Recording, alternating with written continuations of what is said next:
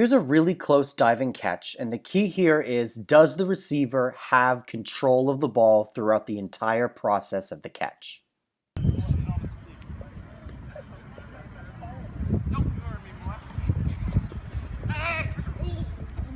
Oh, nice.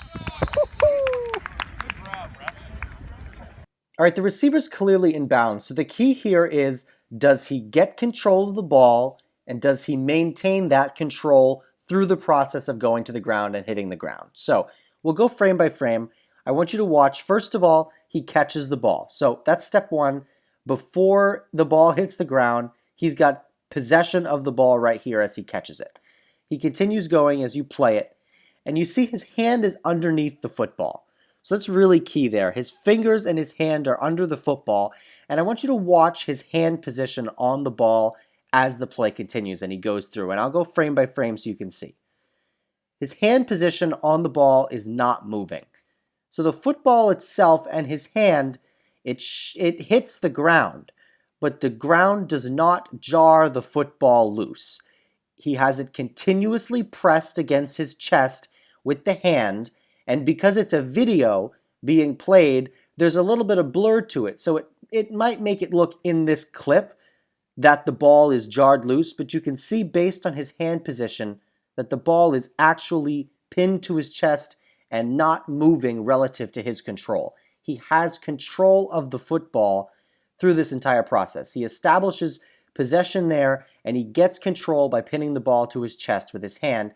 And throughout this entire motion, as the ball hits the ground, the ball may contact the ground incidentally, but the ground is not aiding in the catch. So as he turns, you see the ball the nose of the ball does make some contact with the ground there. And so you might be thinking, well, that's an incomplete pass. Well, it's not an incomplete pass. This is a completed pass. The reason why: he has possession of the ball and control of the ball through there. And the nose of the football touches the ground, but the ball is 100% in his control. This is not a loose football hitting the ground.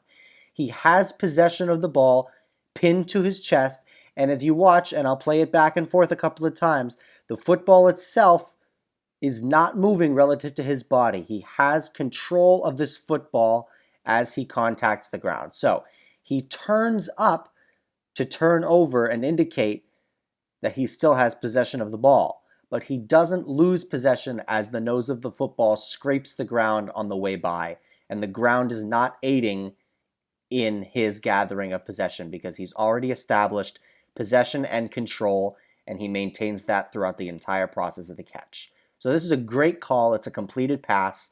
And also, one thing I'll point out, it is kind of tough to see this kind of a play on the video just because this is being played in slow motion and the frame rate kind of blurs it a little bit. At live speed, if you watch this a couple of times, it's a catch. Oh, nice.